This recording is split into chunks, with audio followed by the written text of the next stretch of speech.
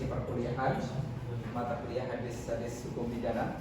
Padahal sebelum kita mulai perkuliahan kita pada pagi hari ini, kita berdoa bersama-sama dengan membaca basmalah. Bismillahirrahmanirrahim.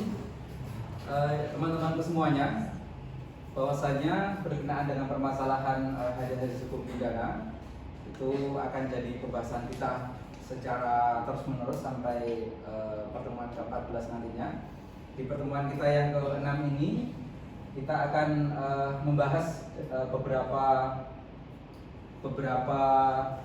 ketentuan mengenai permasalahan dari hukum pidana Islam. Karena keterkaitan hukum pidana Islam dengan hukum pidana di Indonesia itu sangat erat sekali. Dilihat dari segi historisnya, ya, sejarah pembentukan hukumnya. Oleh karena itu teman-teman semuanya, di sini tentunya masuk ke prodi hukum pidana Islam dengan banyak tujuan yang dalam profil lulusan kita nanti teman-teman pasti kemudian menginginkan untuk kemudian memiliki pekerjaan yang layak, gitu ya. Dalam arti layak di sini adalah layak yang sesuai dengan prodinya teman-teman semuanya sebagai prodi hukum pidana Islam. Misalnya nanti teman-teman setelah kemudian lulus nanti bisa menjadi hakim, bisa menjadi apa lagi mas? Advokat, menjadi lawyer ya, advokat, bisa menjadi konsultan hukum, semua diaminkan.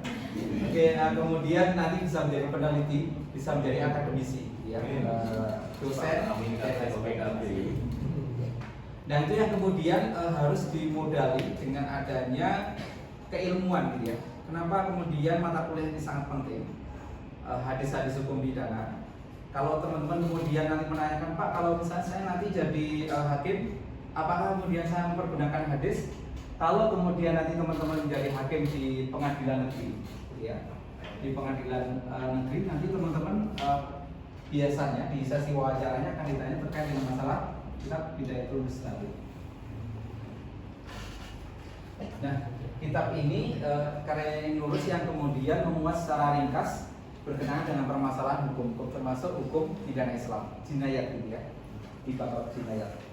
Ini yang kemudian fungsi dari teman-teman nanti kalau ingin menerapkan mata kuliah ini di dalam pekerjaan. Fungsinya apalagi ketika teman-teman nanti membahas dalam skripsinya, itu pasti ada landasan hukumnya, dasar hukumnya. Kalau teman-teman nanti membuat suatu karya ilmiah tidak punya dasar hukumnya, tidak ada dasar undang-undangnya, nggak ada pasalnya, nggak ada dalil dari Al-Qur'annya, maka ini akan sangat tidak ilmiah, ya. Tidak ada landasannya apa. Kenapa demikian? Indonesia pun itu juga benar landasan hukum, ya. Secara konstitusinya ada Pancasila sebagai landasan ideologi dan semuanya pasti mempunyai landasan. Jadi teman-teman di sini saya tekankan lagi untuk kemudian berkuliah di hukum pidana Islam itu ditekankan berkenaan dengan permasalahan alasannya apa, landasan hukumnya apa. Nah, nanti ini akan muncul dalam berbagai macam penelitian-penelitian. Selanjutnya teman-teman semuanya, kita dalam pertemuan yang ke-6 ini yang ingin kita capai nanti teman-teman bisa kemudian menguasai ataupun menganalisa berkenaan dengan permasalahan sulbul khamr, ya. Jadi hadis berkenaan dengan permasalahan sulbul khamr. Sulbul khamr itu dari kata dua ini. Sulbul itu minum, dan alkohol itu adalah minuman yang beralkohol, yang punya sifat memabukkan. Sifatnya itu memabukkan, ya. Jadi ini kemudian menjadi suatu tindak pidana di dalam hukum pidana Islam. Dari hadis itu sendiri, gitu ya. Sebelum kemudian kita masuk ke dalam tahapan tadi pembahasan mengenai sulbul khamr. Pertama, hadis itu nanti berkenaan dengan permasalahan komunikasi, cerita, percakapan, dan konteks hukum di dunia dan juga konteks hukum sebenarnya secara ukrawinya juga, ya.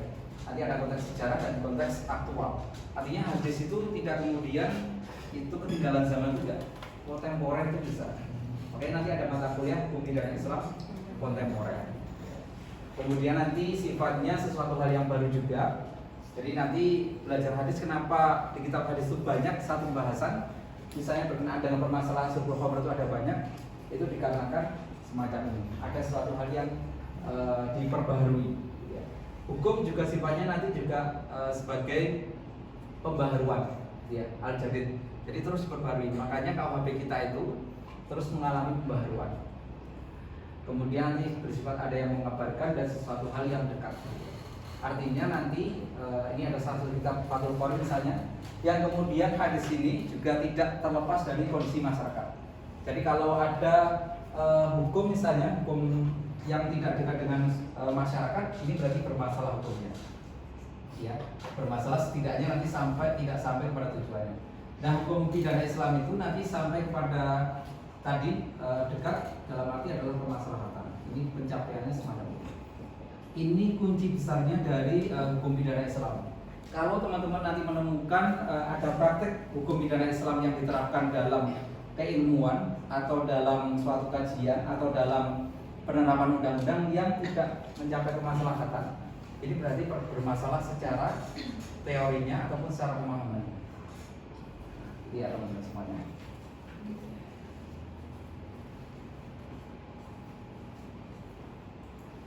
Yang selanjutnya ini dasar hukumnya, kemudian ini konsep dasar dari hukum pidana. Dari 3 kata, ada hadis, ada hukum, ada pidana.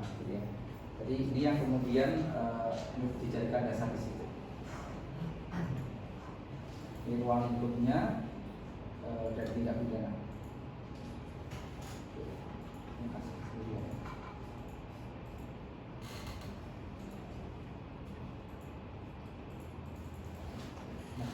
Ini teman-teman semuanya, dari tadi syurbul khamr itu kemudian nanti dikaitkan dengan permasalahan jinayat gitu ya.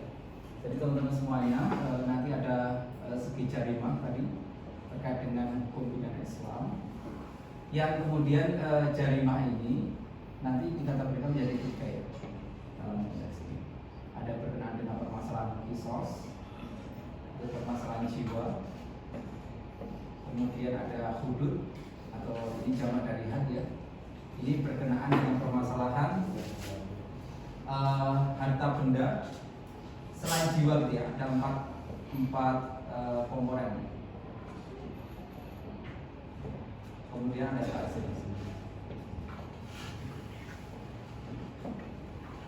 Ya, posisi dari syurbul khamr nanti posisinya di sini.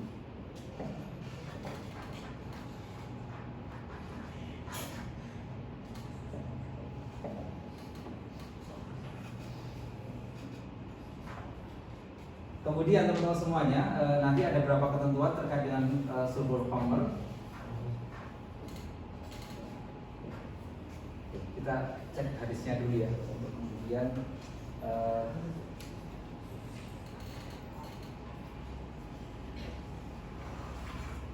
ini salah satu hadis yang kemudian menegaskan berkenaan dengan permasalahan pelarangan-pelarangan di dalam Islam. Istadil sab'an mubikotil kilayat Allah wa ma'unna qala syirku billahi wa syirku wa qatrun nafsi. Jadi yang pertama terkait dengan dosa syirik ya. Jadi dosa-dosa besar yang disampaikan oleh Rasulullah, syirik itu kemudian bisa kemudian dikategorikan sebagai dosa besar ya. Nanti ada juga sihir di dalam Islam ya.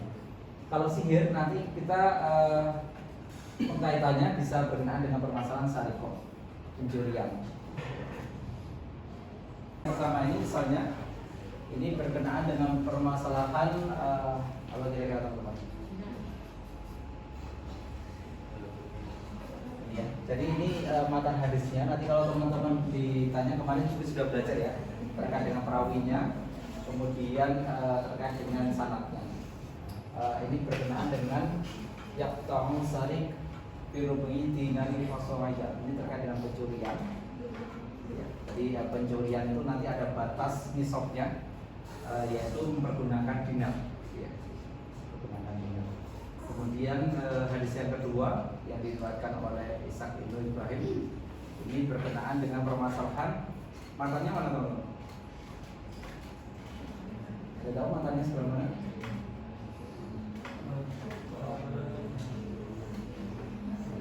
Yang ini? Gimana?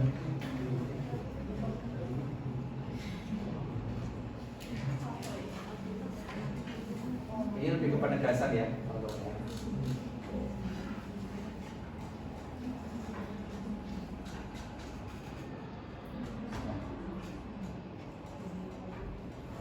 Kemudian kalau yang di sini ini berkenaan dengan permasalahan sama, ini penekanan juga. La tuqta'u yaduru ila fi rukni dinan fama faqah. Ini tidak boleh kemudian diberikan hukuman potong tangan ya. Kalau untuk kemudian pencurian tidak dibolehkan hukuman potong tangan sebelum kemudian mencapai nisabnya lagi. Kemudian yang selanjutnya ini berkenaan dengan sama tadi.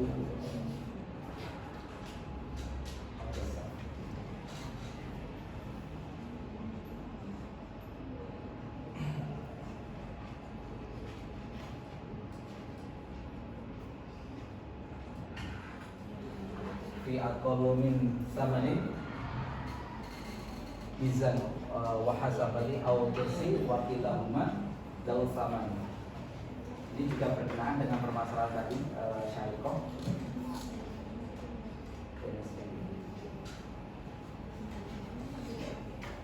Kemudian teman-teman semuanya, nah tadi posisi terkait dengan subul khamr ini itu terbagi menjadi yang pertama sebelum subul khamr itu ada berkenaan dengan permasalahan zina, kemudian terkait dengan masalah syariah. Ini bisa kemudian saling berkenaan ya. Dulu pernah ada suatu kejadian di zamannya Rasulullah. Ini kemudian orang yang melakukan subul khamr, kemudian juga melakukan berzina dan juga melakukan pembunuhan. Jadi bisa kemudian mempunyai dampak yang begitu luas di sini.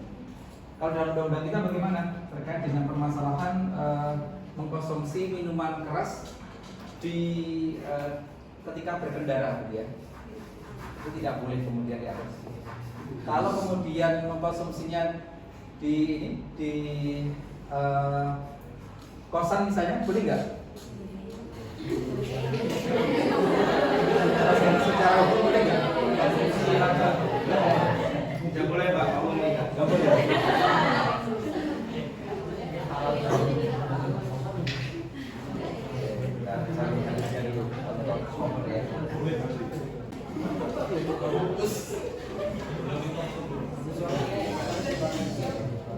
Ini ya teman-teman ya, di bab Omar.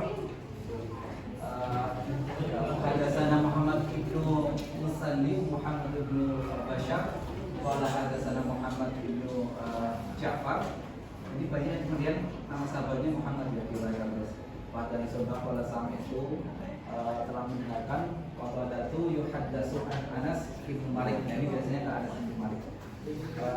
Rasulullah SAW menyampaikan butuh birojulin qad syaribal khamri majalatu bijari tahzi nahwa arba'in. Ini terkait dengan adanya seseorang laki-laki rojul yang kemudian dia itu minum khamr. Ini nggak boleh salah ya.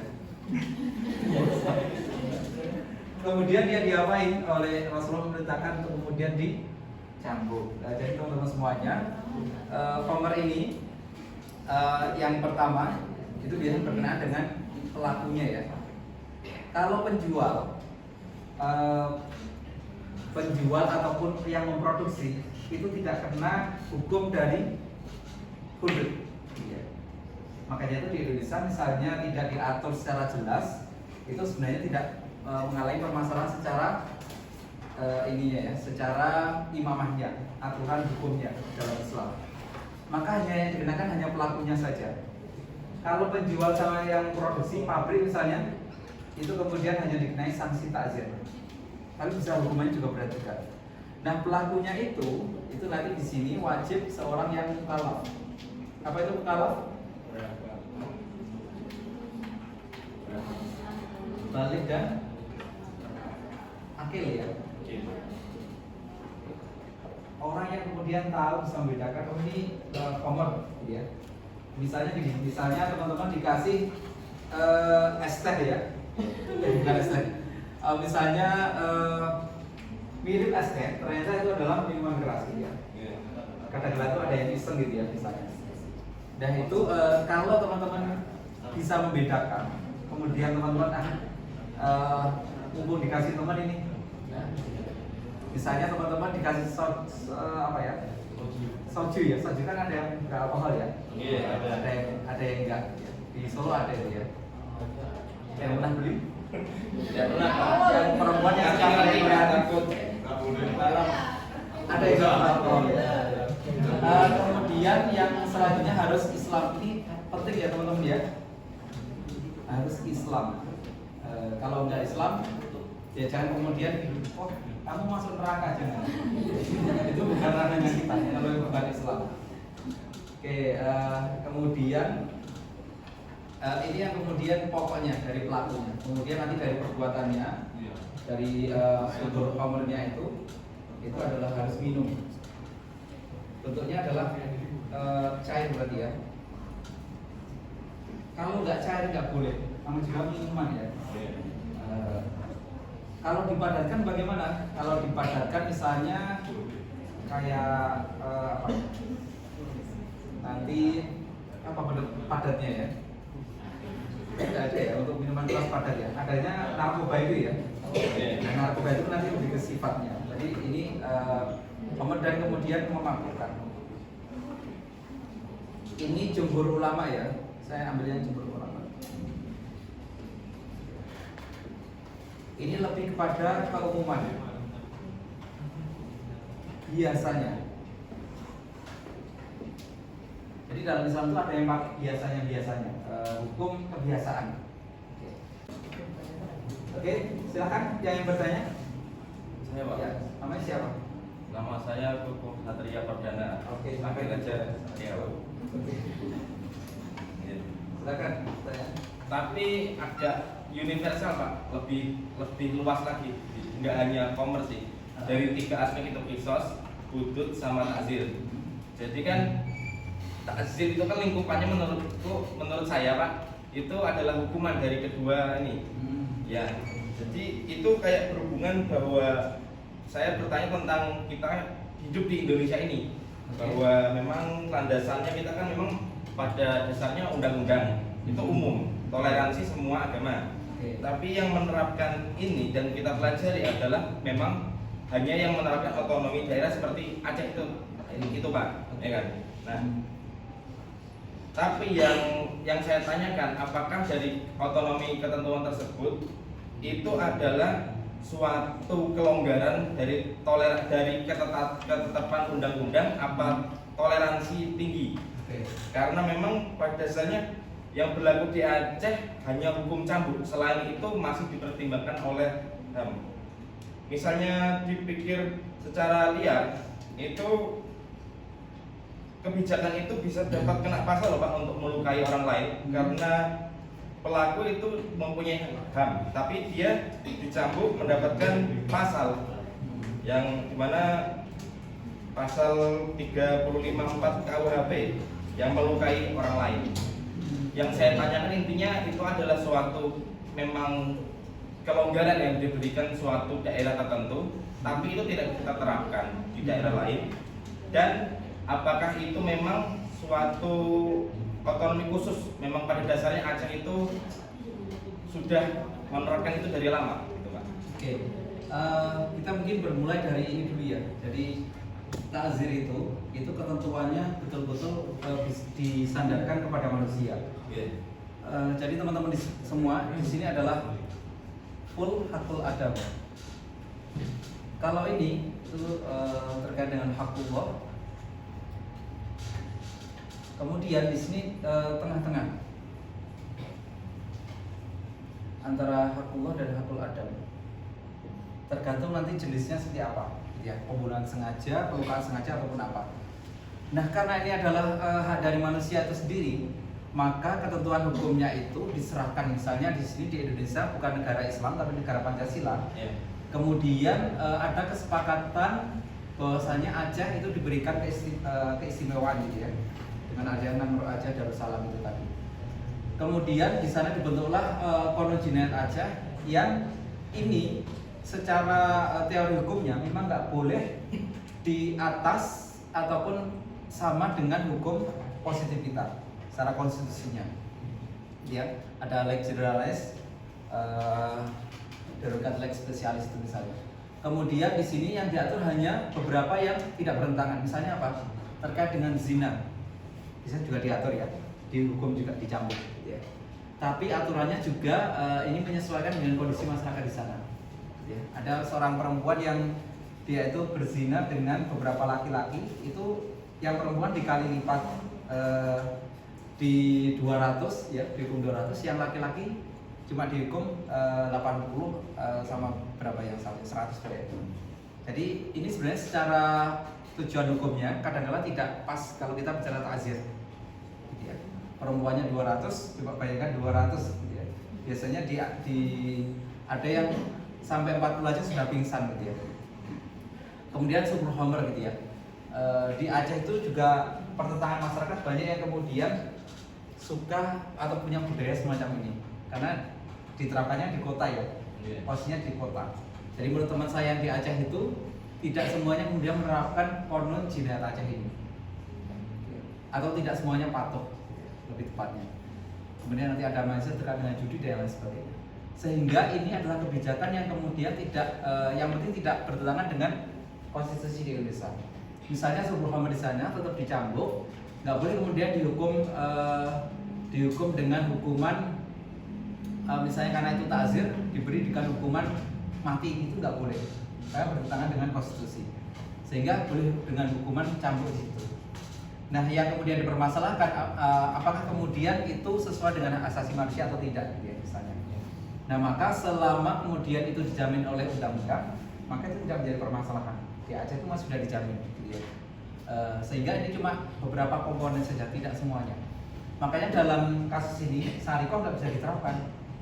Nggak boleh kemudian di Aceh itu menerapkan hukuman potong tangan atau hukuman rajam, itu nggak boleh. Ini nggak bisa sampai menerapkan hukuman rajam, nggak bisa. Misalnya nanti ada zina muhsan, nggak bisa mereka sampai hukuman rajam, itu nggak bisa. Nah ini nanti yang disebut dengan tadi hadis sebagai pembaharu tadi. Nanti kita kasih sebenarnya di Aceh itu sendiri itu harus diperbarui terkait dengan subul homernya. Karena kalau kita lihat turunan hukumnya yang secara bertahap itu tidak serta-merta kemudian langsung dihukum. Kita lihat video sebentar.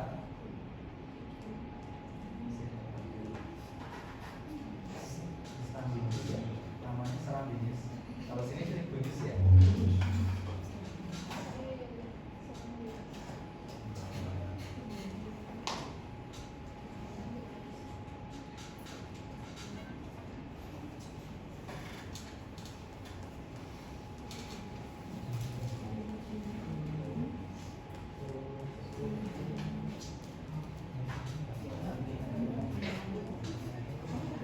Ternyata masih recording.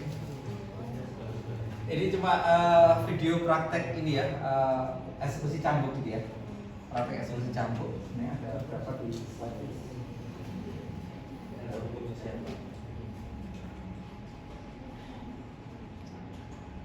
Silakan yang lain yang ingin bertanya Bu. Saya Pak. Oke, ya nama siapa? Nama saya Naswa. Oke, Naswa.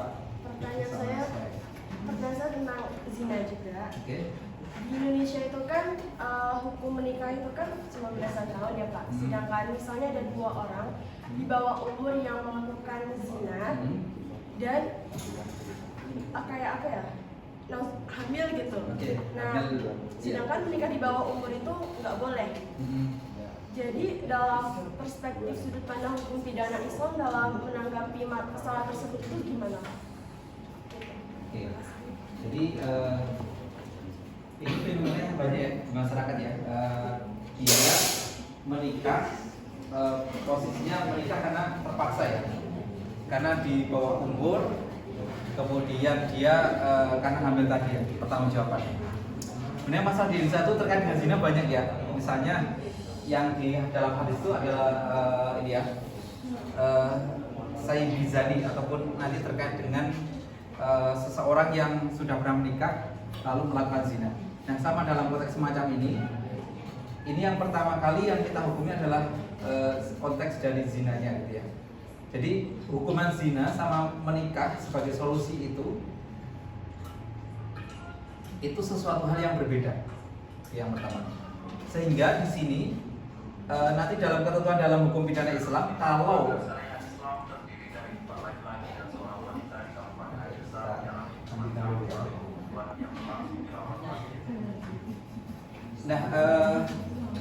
zina di dalam Islam itu sebisa mungkin ditutupi dulu, gitu ya. Ini ukuran menutupinya bagaimana? Ketika ada suatu kemaksiatan, ukurannya adalah melihat pelaku dulu. Kalau pelaku baru pertama kali dia lugu, anak dusun, gitu ya, itu gambaran di sinetron gitu. Itu nggak perlu kemudian langsung tiba-tiba langsung dihukum, gitu ya. Kalau bisa dirahasiakan dulu, kemudian baru dicari solusinya seperti apa. Dia disuruh tobat dulu dan lain sebagainya. Fungsinya apa? Supaya tidak terjadi bullying dan lain sebagainya, tidak bunuh diri dan lain sebagainya. Kemudian kalau dia kemudian berzina, kemudian ingin menikah, memang karena kerelaan ya, bukan karena dia hamil, maka kemudian dia menikah dengan tuntunan dalam Islam. Misalnya dia menikah, nanti setelah lahir dia menikah lagi. Itu dia boleh terbebas dari hukuman selama kemudian tadi ada unsur kemaslahatannya dan belum dilaporkan ke polisi. Oke. Itu di zaman Rasulullah juga pernah terjadi kayak gitu. Itu kalau kasusnya di Indonesia terkait dengan menikah di bawah umur. Kalau di bawah umur, ini kan sebenarnya sudah balik kan dalam Islam. Mukallaf. Karena berapa? Di Indonesia berapa di bawah umur? Iya betul. Kita 18 ya. Itu berubah sampai 19 itu ya. Itu sudah mukallaf. Jadi dia melakukan zinanya itu sudah dihukum. Nanti ada banyak jenis hukumnya, misalnya hukumnya zina dengan anak kecil, nanti ada. Hukumnya zina dengan keluar, hukumnya zina dengan orang yang masih tidur. Oke, ini sedikit gambarnya.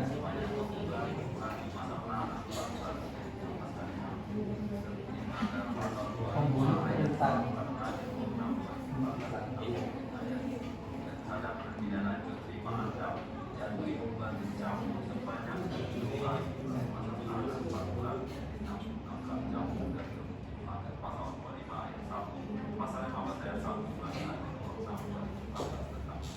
Dapat kita bukanya tadi?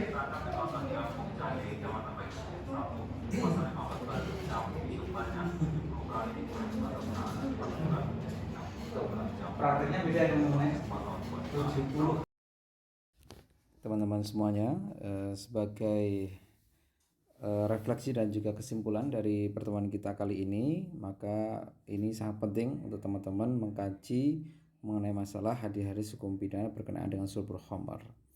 Nah, untuk tugasnya nanti teman-teman silahkan mereview untuk materi syurbul khamar ini dan dikaitkan dengan permasalahan isu hukum terkini. Oke, sekian dari saya. Wassalamualaikum warahmatullahi wabarakatuh.